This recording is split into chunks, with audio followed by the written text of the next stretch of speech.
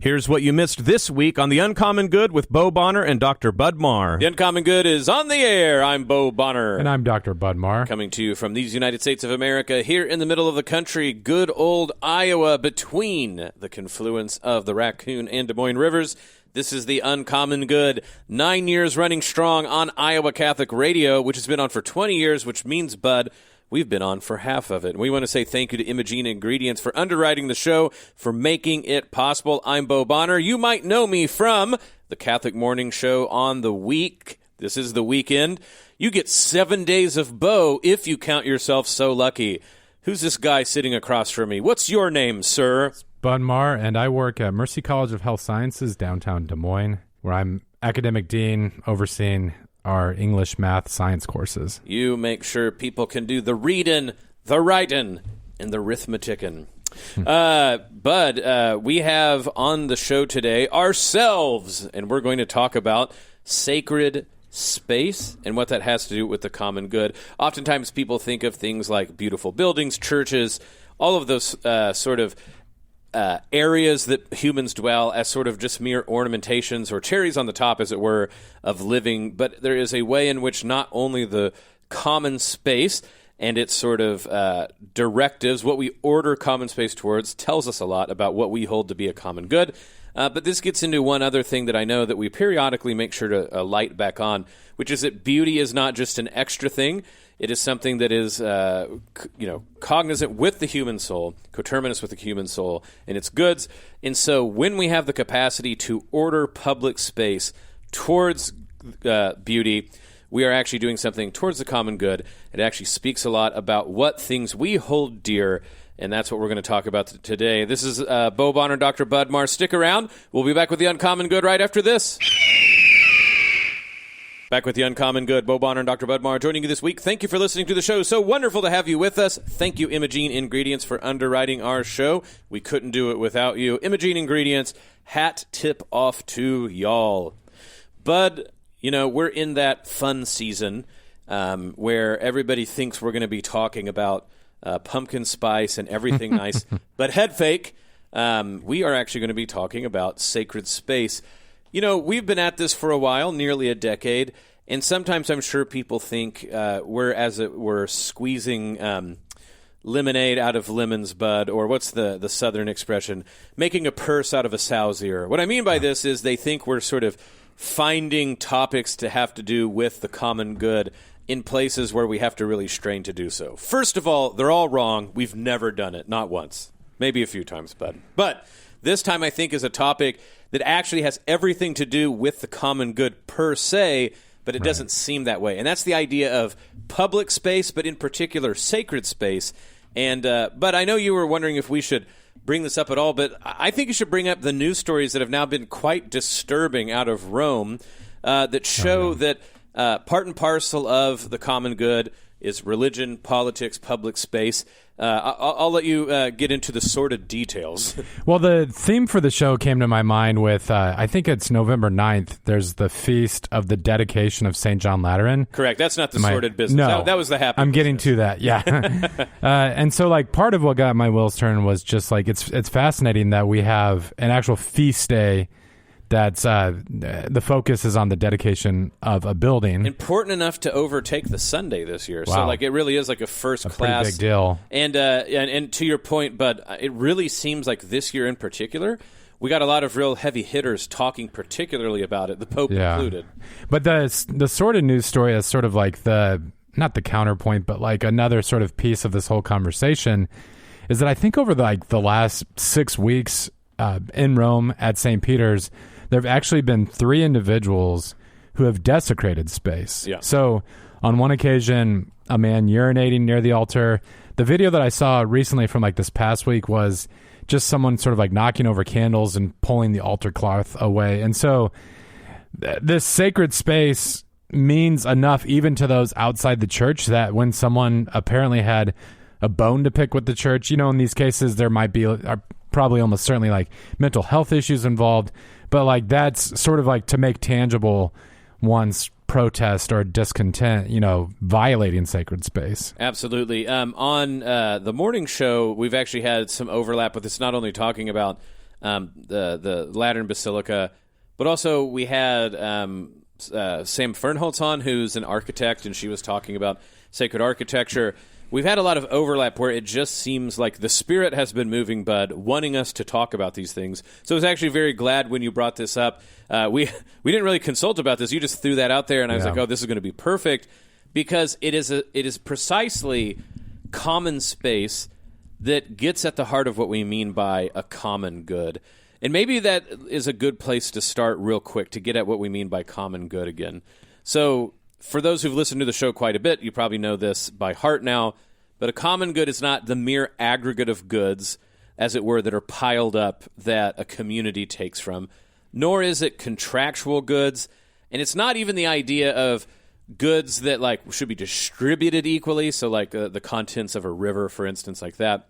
A common good is a good that can only be shared and cannot be parceled out into pieces that can either be distributed or submitted under a contract, right? So when we have contractual justice, that means you and I enter into a relationship with specific details, and that we do justice by that relationship by following the dictates of that contract, natural law included, yes, but the idea is we have a contract that says if you pay this much, I give you this much service, or whatever it might be, this many things, and we do right by each other if we follow the contract.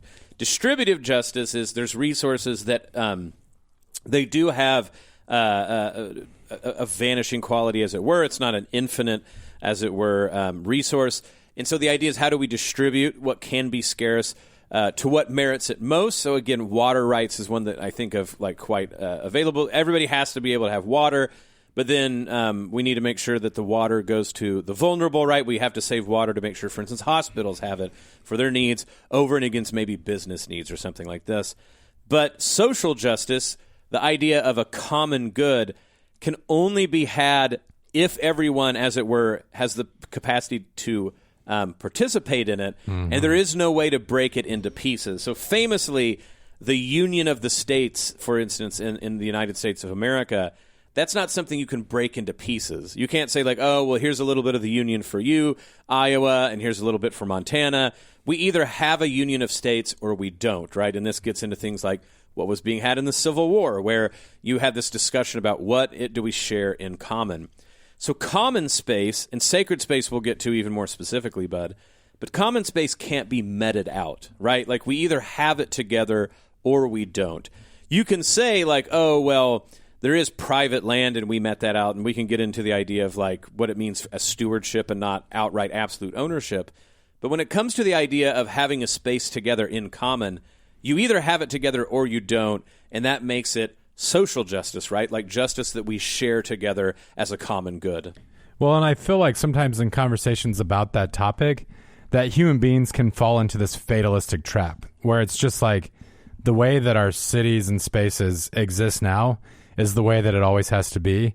But if you've ever walked through other parts of the world, or even in some cases like old towns that have been kind of untouched in the United States, I'm not saying that human beings in the past always did it right or perfectly, but for instance, like think about like a courthouse or like a city governance building that you see like in small town America that was built like 19th century or something like that. There is normally an aesthetic quality that many of our spaces lack today. And all that to say, this kind of reminds me of our discussion that we've had on the show about time, where sometimes I think as Catholics, we fall into this trap of thinking the church calendar is sort of adiaphora, meaning it's a nice thing, but it's not really like a necessary thing.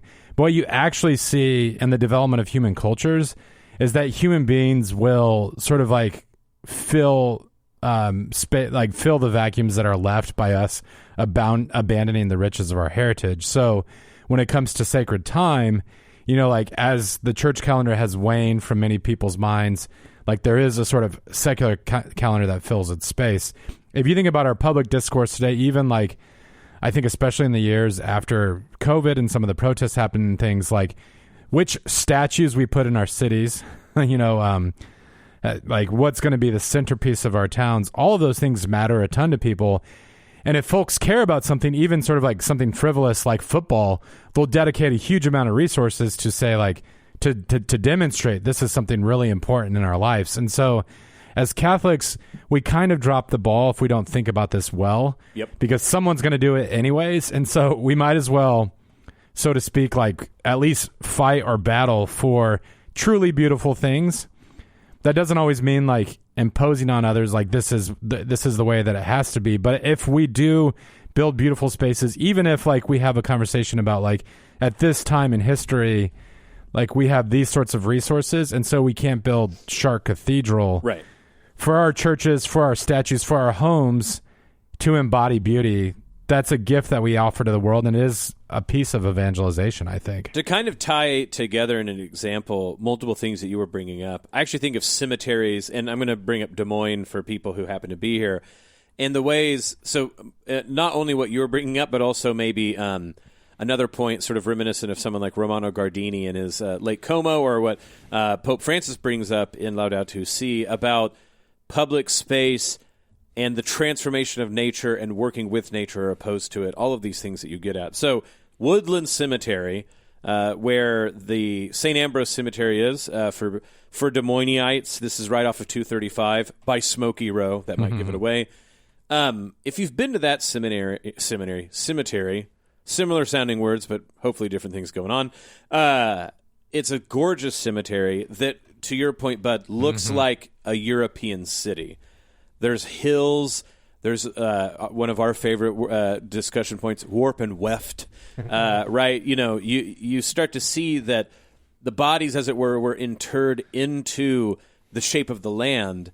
And as you walk around, it reminds you of, like you said, either older cities, like maybe on the East Coast, or if you've been to European cities, where, you know, straight lines are not made just because you can make them. But how is it that sort of the dead, as they pass away, inhabit space? And it's actually just a very beautiful place. I go there regularly and pray for the dead. And I see people, but just walking through, because it truly is peaceful in a way that you think rest in peace, and you hope to see it. I'm not bashing necessarily any other cemetery outright, but I do think what you see with most modern cemeteries, what do they look like, Bub? They look like suburbs. They're in squares. They've flattened the ground. They've leveled it. And, of course, those are much more, you know the word we're going for, efficient. But it also gives a sort of repeatability where you go, well, here's just one more dead body. I've seen cemeteries that have very stringent rules about whether you can decorate them, what it will look like, et cetera, et cetera. And on one hand, some of our most sacred common places in our cities are indeed graveyards.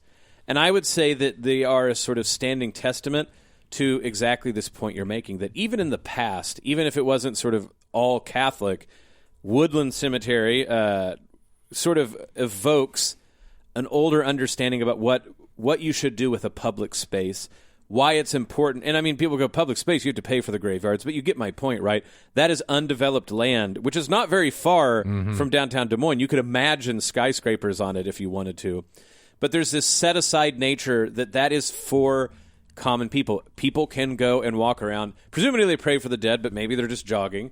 But that's a lot different than how we view sort of modern cemeteries, which, as much as possible, out of the way, flat, efficient. And I think that goes to say a lot about both common space and sacred space. What do we set apart, and what do we decide is more important than getting together in common? Well, wouldn't you say this is one area of theology or Catholic thought where, you know how in the United States, because broadly speaking it's a Protestant culture, we sometimes inadvertently adopted kind of Protestant habits. And so when you talk about the importance of sacred space, there are some Christians who are well-meaning who kind of think, well, sure, that's nice. I like to visit pretty churches or whatnot.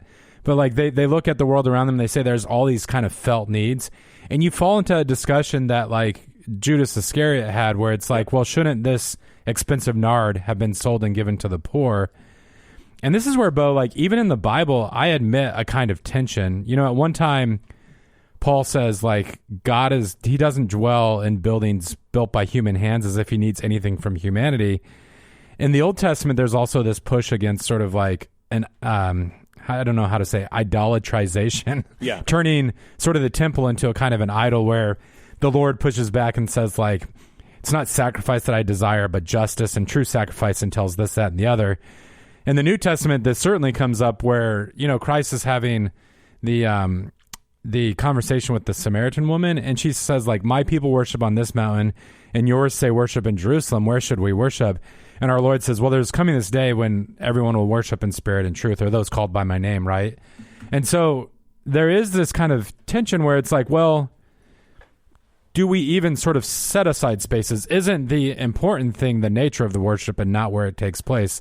And yet in Catholic history, from very early days, there developed this kind of impetus to say, God did something significant in this place. It's now sanctified and hallowed. And because of that, we should treat it in this manner. Like, how do you sort of like tease out that whole conversation? Well, two parts of Scripture come to mind. The first is that even after the resurrection, the apostles kept praying in the temple as long as it stood. Mm-hmm. So, I mean, that's a very interesting part, right? Yeah. And the earliest archaeology in that regard of Christianity is turning what is usually houses of the rich into, what became the earliest sort of churches, what, we eventually understood as being the case. But in a very human way, with the Judas Iscariot thing, what I actually think of is when Jesus is saying, if you kick out one demon but don't fill, and you clean it out, then just 7 more are going to come back. And the implication seeming to be, you can sort of push something to the side, but if you don't fill it with something else, just more bad things are going to come in. And what I'm prone to say is, any time any civilization has given up on making important common places be set aside either for religious purpose or beauty, it's never like, oh, and then what like actually went in was a bunch of homeless shelters. It's jet ski dealerships, skyscrapers, and banks, right? Mm-hmm. So the thing is humanity will yearn for a religio, right? Like a religare, right? A religion, that which binds it. And so if religion quakes or like steps back from doing that role, it will be replaced. And it's not going to be replaced by like bland philanthropic charity. Yeah. The tendency when the sort of public arena isn't filled with either religious beauty or common spaces is it becomes businesses, or things that are related to commerce. And so in some ways, I make this joke that what finally made me decide to say yes to John Leonetti about taking this radio show is I was always worried about like, oh, isn't that self-aggrandizing to want to be on the radio and talk? But I was like, well, at least I'm keeping someone worse off of the airwaves if I have this show. Yeah. And that I could be, St. Peter can be like, good job, Bo. Someone worse was going to take the show and you took it, right? A very Oklahoman way of thinking stuff. Well, but I think half the time, that's how we have to think of it. If you don't make a public space something religious, beautiful, or to be held in common, it will be taken by something worse. Yeah. And so in a human way, I don't even think you have to like go, oh, this is about ostentatiousness or, bragging. This is a human impulse to want to put something important in a common space and make it sacred, that idea of setting it apart. And if it's not set apart for religion or one of the transcendentals, truth, beauty, or justice, it will be something lower than all three, and humans will be worse for the wear because that was filled by something worse. So yes, it is the case that you can worship Jesus Christ in a prison, and you are a temple of the Holy Spirit, and wherever you end up, you have the capacity to be that sacred vessel of blessing and worship. And in that regard, it was true that Jesus wanted to break the sort of tie of religion strictly with nationhood. Absolutely the case. However, I think it's been the case, and this demonstrates it wherever we go, anywhere that the word has spread, people have wanted to set aside something beautiful for the sake of this Lord who dwells in all of our hearts. Well, Will Kavanaugh, who we've had on the show, uses this wonderful phrase in the title of one of his book called The Migrations of the Holy. Yep. But it's about how the kind of devotion that human beings are meant to give to God and the things of God has migrated to other areas of life. Now, I want to be cautious in how I say this next piece because I don't want any listeners to call in and accuse me of being a hypocrite. But I love football. I watch football. I take my sons to football games. But I do think you can look at sports in our culture today and say, this is concretely speaking migrations of the holy. Yep. And where it comes to mind for me is I'm a huge Nebraska football fan. And when I take my kids to a game in Lincoln, Nebraska, I mean, the stadium is a cathedral in sort of its form and shape. There's relics. There's old jerseys with the mud stains still on them. There's statuary. There's songs that bind us all together. I mean, it has this kind of feel to it. It even has the money changers tables, right? Like we complain about how the money's ruining it. I mean, yeah, absolutely. And so the extent of the devotion to which a lot of people around us go when it comes to sports is probably like there's this space in their lives and they're looking for some sort of like outlet to these energies that human impulses have. Sadly, I mean, sometimes the migrations of the holy go to things that are just objectively idolatrous, whether that be greed and the love of money or this kind of like jingoistic nationalism that, puts love of country above all other considerations. All that being said, I think, in the Catholic Church, I am completely fine as communities come together. They should have conversations. Like St. John Chrysostom said, if the poor and the beggar are going without, like we should melt down the chalice and use that, to provide for their needs. On the other hand, like you're saying, like there's a kind of like a important conversation that needs to take place about the goods that we hold in common. And it really is like as people from all stripes of life look for beauty and look for transcendence, like we need to try to provide that within the church. And so that sort of discussion about like justice towards those without, that shouldn't be an excuse to build like asymmetrical barns to worship in. I just have been to Rome and back, and this all came to mind for me because when I was in Rome, I saw churches like Mary Maggiore, St. John Lateran, majestic churches, like an enormous amount of resources put forward for the sacred art in those spaces. The group that I was with also stayed in a Cistercian monastery from the 14th century, and that chapel had a wonderful sort of like view lines and an aesthetic element to it. The Cistercians decided like they didn't fill it with a lot of paintings and things like that, but it was still a fitting space for the worship of God. And if the Eucharist is where heaven and earth meet, like you can't take that lightly or punt appealing to other sort of like considerations. Yeah, and I mean, I will say this, that I think Rome is elemental to this. I'm also thinking you probably saw, for instance, homeless people in Rome walking about like this great beauty. I think that's something Americans could probably take a better look in the mirror about, is when we do make beautiful things, even when it's in common, Americans are really prone to think, well, we need to make sure then that like there's no loitering, there's no anything at all. And I think it's important to point out that when we make beautiful public spaces, as much as it might inconvenience us, that beauty is for the poor as well. And if we can make beautiful things that poor people, yes, even homeless people, can walk about during the day in and amongst, that is actually providing an actual service to them. Yes, if they're starving and you had no other way to feed them than to sell off the Vatican gold, yes, I understand. But a lot of the times, this idea of in order to be poor, if you're poor enough to get our assistance, then your life needs to be just ugly. I think that is another type of malice, right? Mm-hmm. To think that, for instance, a soup kitchen couldn't be made beautifully. Part of it is just a matter of what we think is important enough to provide people. And that, to me, starts to be a question of public works in the United States and the availability of beauty to people who, can't afford a museum ticket, can't afford to necessarily go to a particular part of town. This is why I think churches being beautiful, Bud, has long been seen as an act of charity, because anybody and everybody should be able to come and worship, and at least for that time being in that church and praying, be in the presence of beauty that maybe they wouldn't be able to have in their own home, either because they don't have one or because of the lack of means that they have. And so this is the sort of dominant conversation we should have about not only sacred space we set apart for beauty, truth, and justice, or in God himself, but also in common. What does it mean to try to share beautiful things with people of all socioeconomic classes, that they don't have to, as it were, pass over some sort of gate in order to behold and live among beautiful things? And is that something we can provide together in our abundance? So we'll keep considering this when we get back. This is The Uncommon Good.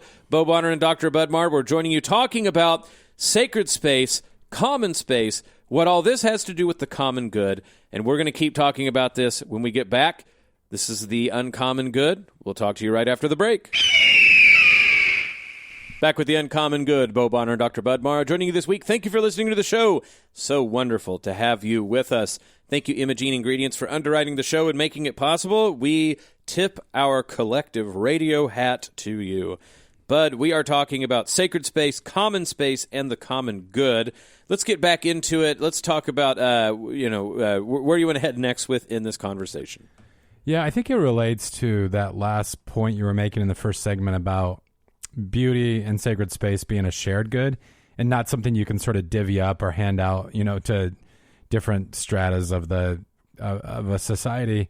And this kind of came home to me again during my time in Rome because I was, able to see so many beautiful spaces where, one question that springs to mind when you visit a very old city is like, how did human beings 800, 900, 1,000 years ago, without the sort of technological innovations that we have today, build such amazing churches or sculpt such amazing sculptures and on and on?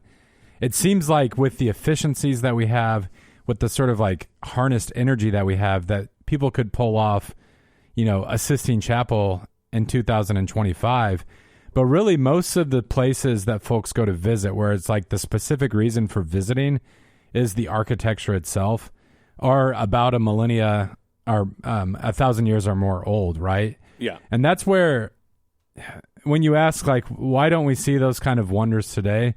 Sometimes you do have amazing pieces of architecture that stand alone or apart, but a lot of times it's sort of just like the brute kind of power that went into constructing it. So, yep. I don't know. Maybe you'll disagree with me on this one. I enjoy visiting the Arch in St. Louis. It's pretty amazing to see, especially since my dad was a welder. Yeah. Just kind of like thinking about what went into it. The elevator makes me a little bit worried, right. But otherwise I know exactly what you're talking about. But it doesn't measure up to like St. Peter's Basilica. There's something different going on. And that's where, like, when we ask, like, how are human beings able to pull that off? I think it was big. I think those artifacts are an expression of what they believed about the world and about God. And so they had this kind of orientation to transcendence, which really, broadly speaking, as a culture, we simply don't have. And so we lack, for lack of a better term, we lack the sort of spirit that's necessary to dedicate time and resources to building the wonders of the ancient world. Yeah, and I don't think you have to... I don't think it's only the fact that the modern age does this. So one of my favorite writers, Simone Lace, who he was Catholic, he Dutch, I believe, but he worked a lot in sort of Chinese culture. He did Chinese translations. Like, he really knew their art really well.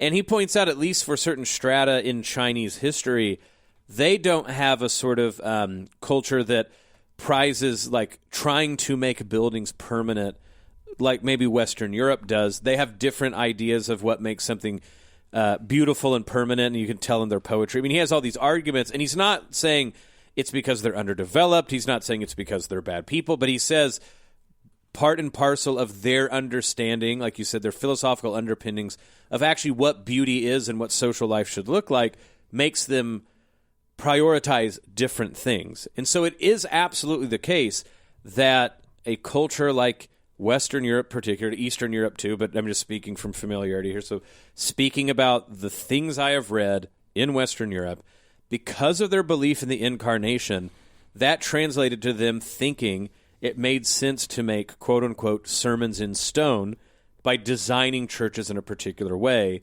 and trying to preserve them. We can talk about like different standards of beauty, different techniques, different ideas that underpin different regions, different styles through time. All of those things are true. But to get back to a boogeyman that I'm sure people think I bring up way too much, when you have to have utility be something that is second order to a different telos, a different goal, a different aim that you're making with buildings. The minute you make it efficiency number one, or even ostentatiousness, which is different than beauty, showing off, right, or like opulence, things like this, you do something very different with architecture, and I think that begins to show. And so this is it's not like, oh, all modern things just are decadent, so it has to be this way. Different cultures throughout time found that importance different and underpinned it with different philosophy and theology.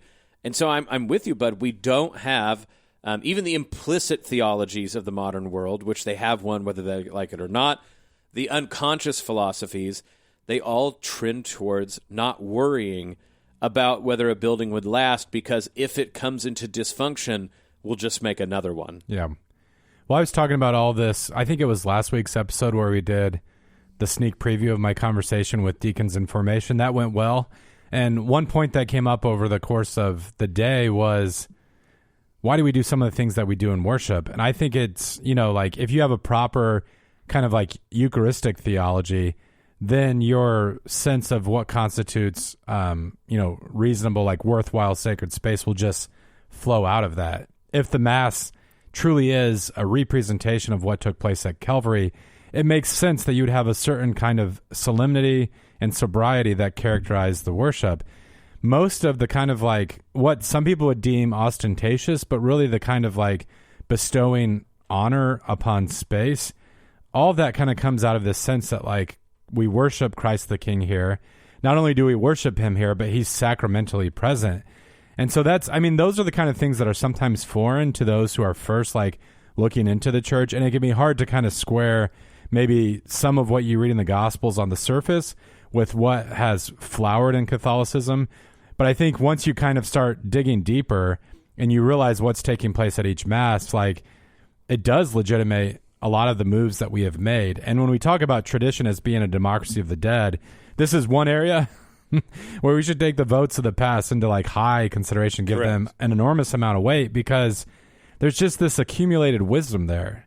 And really, God bless them, but those who have tried to reinvent the wheel when it comes to sacred architecture, it's, they've just done a bad job. Let's just be honest. They've got a worse batting average than baseball players, but there are all these like wonderful examples. And I'm not only thinking of like the great cathedrals of Europe, but here in Des Moines, we're blessed with St. John's Basilica, St. Ambrose.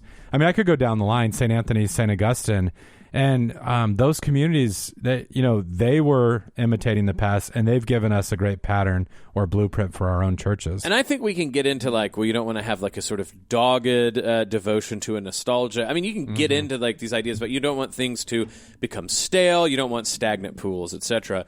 But certainly this is different than saying like, basically the academic dorkery that happens to be like ascended at the time should just get to run roughshod over what the past has in store for us. And I think that makes a lot of sense. I also have to argue, and maybe I'm just speaking as like a naive convert energy here, Bud, but I can forgive exuberance thinking like, well, if truly heaven touches earth here in the Eucharist, let's go into sixth gear and go Baroque about this. I even can understand if you go, I'm going to sneakily actually make a name for myself, which is sinful, right? Which is pride. But I don't know, but I got to say, a civilization where the people vying for pride, what are they vying for? Making too beautiful a church for Jesus Christ. I kind of think that's like a better problem to have. I think that's what...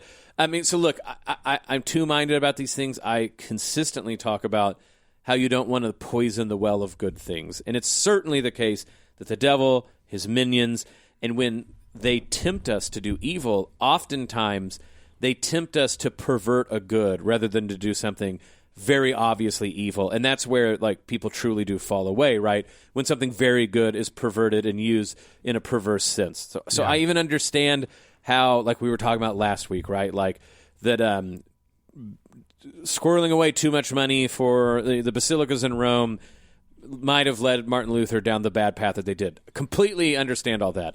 I guess what I'm saying, though, is that humans are going to make mistakes. And if the mistake is made towards trying to make something beautiful for God, or even just making something beautiful for humans to enjoy together, that I'd rather the mistake be that way rather in just the sort of overthrow of any sort of like attempt at shared beauty, and especially anything that's just for base utility or mere private, gambit. Well, let me pose something to you that I've kind of puzzled over, and I pose this to you in part because I have you imprisoned at a microphone, but also you've been involved with education in some capacity for like 2 decades now, and you mentioned public works earlier. So, if you enter a courthouse, a town hall, a train depot from the distant past, oftentimes it seems like the village, the town, the community thought, we're going to make this a beautiful space because the public is going to be using this regularly. They're going to commune or dwell here. In our time, it seems like when you think about ugly public spaces, that schools are near the top. Yeah. Do you know what's kind of driven? Like, it seems like if you talk about like an efficient utilitarianism, like our schools are often sort of like not that much different in aesthetic than prisons. Well, I mean, this is I'll try to make it as diplomatic, light shots fired as possible. Okay. But, you say like where your treasure is, so there will, where your heart be as well. And the idea of a sort of industrial school, and I know that very technically people have like debunked. It's not like anyone was like, we should make schools like industrial sort of workplaces. What I'm arguing is that sort of unconsciously, right, what we started to view school as is this very, useful thing, right? Mm-hmm. If we could, even when they were like, we should educate the citizenry. And to be quite fair, the reason that a lot of this sentiment started to rise in schools is because the people who were guardians of the older understanding of education simply were classist about it. And they acted like it was only for a few people. And again, even to give that a sort of charitable look, but it's the case, like, learning is hard, and the highest echelons of learning are not for everyone, but that doesn't need to be tied to sort of class or to dignity, right? And unfortunately, far too often it was. And what started out as like, let's try to form people into, what I think John Henry Newman calls an aristocracy of spirits, became gatekeeping. How do we keep brilliant people who happen to not be from particular families out of this loop so that they don't compete with us for dignities? And so a general call came, how do we spread learning to as many people as possible? And again, a very noble endeavor that very different types of educators like tried to accomplish. And I mean, if you look in Catholicism, right, oftentimes religious orders at the forefront of trying to make education as general as possible. When it got picked up, especially in the Anglo world, Britain, United States, and then into the German world, what you started to see was, well, how do we do this to make it very useful for like nascent industry that was coming aboard, right? And how do we train people to be good functionaries? Now, I will say, and this is often true, that when this also started, there was this idea of like, well, we'll make them good citizens too, and because we need good citizens in democracies. But even then, notice that was like for an instrumental purpose. You educate people because then they'll be, more docile. They'll make better decisions. They'll vote better. They'll get better jobs. It was always the case of being an instrument. And what I got to say, Bud, is eventually what you started to see is the school buildings matched this. They had instrumental purpose. And so you started to see very industrial-looking buildings. I mean, I remember what new schools looked like in the 70s through the 90s, and it was rough go. And in order to sort of have a backlash against that, instead of trying to be restorative, right, I think people started to go like, well, let's be inspiring. And somehow, I mean, Bud, this is mostly our age group or the one right before us. Inspiration always meant doing like the goofiest, weirdest new fad possible. Yeah. And so the idea of saying, what is it that we can go back to and try to sort of hearken to be fair, as much as people don't like this, there's not as much to hearken back for general education as people like. So even someone like me who, loves classical education, very few people got classical education. So there wasn't sort of like Bud, like this is hard for people to understand. There were no public school buildings of 1492. Like that didn't exist. Mm. And if you think about this going back, even with something like the philosophers teaching in the Greek demos. Well, first of all, that was only landowners. But think about where they were all at. The academy literally meant under a grove. The Peripatetics that Aristotle was a part of, they were known for walking around, right? The Stoics were at the Stoa, which was a porch. So weirdly enough, education kind of got its start invading public spaces, funny enough. Yeah. And so this idea of like having a building, the closest thing I think it would have been like universities and seminaries. And so I think that that's why, like, when there started to be this revolt against sort of like utilitarian-looking schools, because let's be honest, in America, the oldest school buildings kind of looked like town halls. And what was the other one they kind of looked like, Bud? Churches. Yeah. So, like, I think America didn't have quite like there wasn't a tradition, so they went with their different things. And then when industrial education, again, an unconscious movement happened, it really was like, well, how do you move all these cattle through and teach them how to like do these things? At any rate, I'm not sure that you meant to go on that long of a side quest, but you brought it up, so I answered. Well, since I have you here, because you usually do bring a fascinating sort of like perspective on these questions. One of my least favorite manifestations of public art these days, and you often see it at shopping malls, but I think when we first moved to Des Moines, like in some of the parks in Urbandale, they're the statues where it looks kind of like real to life, sort of like a child running. Yeah. But all of a sudden they got like frozen and fossilized. Yeah. And I have a real aversion to that sort of statuary. In part, I think it actually goes back to the Chronicles of Narnia. Nice. Because the witch and the Lion, the Witch, and the Wardrobe, she does that to her enemies. But what do you like? What's going on there, and why do you think I'm so averse to it? I actually think it has to do with, what is it, the uncanny valley and the Turing test. Funny enough, so this is all about like robotics.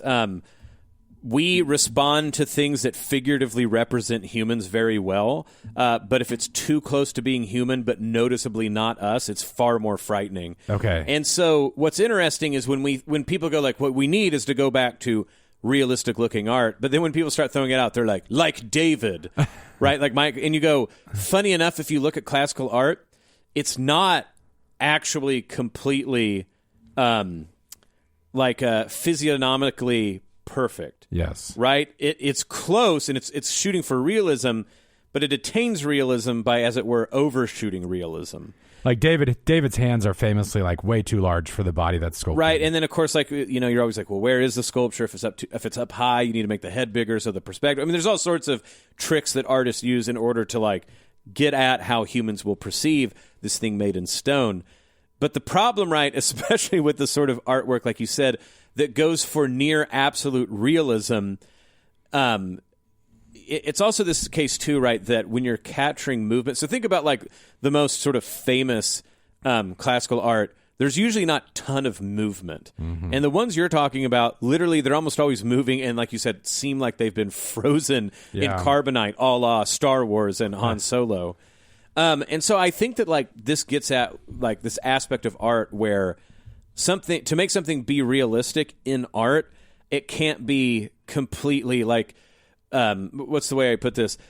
If you're on a stage and you're doing a play, or if you're like on television, they have to put makeup on you, or otherwise you look like you're sick with the flu and dying. Mm. This is supposedly why Nixon lost to John F. Kennedy. And so I think there's a way that like this is what's going on here. Is it's the uncanny valley. Like they do look very close to humans, but just not, and it freaks you out. Okay. That's my argument. And in your own life, so I've thought about this as like a parish community, but also I feel like as a father and parent, like you have kind of a responsibility to cultivate this, like a certain sense in your children. Then again, when it comes time to like pay the bills each month, I don't really feel strongly about like, you know what, I'm going to put in some artistic railings on the staircase with a little bit of flair. Now, Rachel and I, we've been kind of blessed. Like we moved into a home here that was built like in the 1950s. So like if you go into the entryway of our house, the floor there is like kind of marble. I mean, I haven't like investigated like if it came from Italy or something like that, but it's the sort of touch that you maybe wouldn't see in a lot of contemporary built homes. But in your own household, have you thought about ways of like incorporating sacred art or like beautifying the home within a limited budget. Yeah, well, I mean, I try as much as possible to buy from artists, right? So Daniel Mitsui, who we've talked about, I have art from him. Gwyneth Thompson-Briggs, who helped me, who's the illustrator of my book. We try to do that as much as possible. Certainly getting like icons and religious paintings, especially finding, we really try to salvage religious art from like flea markets and like, the Goodwills and stuff like that. Yeah. We feel like we're rescuing them from who knows what. Do you want to show off on air about beautifying the chapel at Mercy College? Oh, well, I mean, that's another one where it's like, just being open and receptive to hearing people out and having an ear to the ground about people. I mean, like there was another chapel that closed, so we got their stuff. We sort of made a deal with Christ the King because like our stations fit outdoors better, and theirs were paintings, and so we swapped. But I mean, the star of the show is both Emily, who was Emily McAllister, who wrote an icon, who was on the board, and it's fantastic. It was in there. But the star of the show is Nick. Yeah. Who is just this fantastic artist who was on the janitorial staff, and by the way, was this miraculous. I mean, he's so good. Yeah. So people should go by and check out the beauty at the Mercy College Chapel. But I just think that's one way, Bud, that if we begin to set aside places and allow for the possibility for the grace that is beauty to show up, if we put our ear to the ground and think not just about like, oh, I'm going to have this in my private collection, but how is it that art can be shared, beauty can be shared, because it's not a scarce resource, it's not distributed, it's not divided up. It is precisely, it grows in the fact when it's shared publicly. And if we begin to take that mindset, I think, that starts to be the big change. But we got about a minute left. Any last words about like what you were hoping, insights here? No, I think my last thought builds on what you were hinting at right there, and that is like we have to cast a vision for our children and our youth. Sadly, in modern culture, art became this kind of like, there was this idea that like beautiful art was sort of reserved for upper classes, and they kind of house it, and the culture that surrounds it is like aristocratic, but in a corrupted sort of sense. But to me, like casting a vision for beauty with your children is sort of like cultivating religious vocations. Like you have to be intentional about bringing the folks who God has put you in charge of, like to shepherd. You have to put them in the orbit of good sacred art. And thankfully, I think here in Des Moines, we have that opportunity. Yeah, so if a Midwestern state, just a town like any other, if we're able to think about and show sacred art and having it in a sort of common space. The cemeteries, another one, a shout out to Des Moines, is like all of their great parks, all of the great walkways and things like this. It's really basic stuff that leads up to the great things. And but I think that we are very blessed here in Des Moines and hopefully in other places in Iowa. This is The Uncommon Good. Bo Bonner, Dr. Bud Marr. Stick around. We'll be back right after this. Back with The Uncommon Good. Bo Bonner, Dr. Bud Marr joining you this week. Thank you for listening to the show. So wonderful to have you with us. Thank you, Imogene Ingredients, for underwriting the show.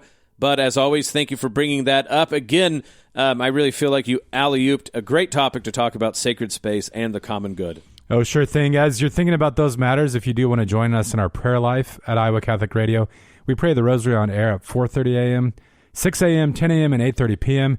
You can also catch the Chaplet of Divine Mercy at 2:57 in the afternoon, or use the Iowa Catholic Radio app to pray the Rosary anytime, anywhere. Of course, we have visual beauty as what we were talking about mostly today, but auditory beauty, I mean, look, there are airwaves. They are public insofar as that people can tune into them. So it's important that if you want to beatify the airwaves, beautify is probably the word, beatify is what the church does, but you get my point. This happens through things like Iowa Catholic Radio, and it happens because of you. It's not just the people behind the mics, behind the boards, or behind the desk. It's your ministry as well, and you make it possible through your prayers, through your volunteering, but also through your donations. And so you can donate at 515-223-1150 or go online to iowacatholicradio.com and safely and securely hit the donate button there to make your donation. Also, stop by the business sponsor page on iowacatholicradio.com and visit our business sponsors and tell them thank you for supporting our show, local programming, national programming. They make it possible as well, so make sure to tell them thanks. But as always, thank you for such a great show. Glad that we could dive into this topic. Yeah, we're hurtling towards Thanksgiving, so thank you to our listeners as well. Go out there and make the public spaces beautiful, my friends. And again, on the airwaves, you can do that, iowacatholicradio.com. And we thank you for your support. This is The Uncommon Good. May Jesus Christ, the Prince of Peace, reign in our hearts, family, city, state, nation, solar system, galaxy, the whole kit and caboodle. This is The Uncommon Good, and we'll be back next week.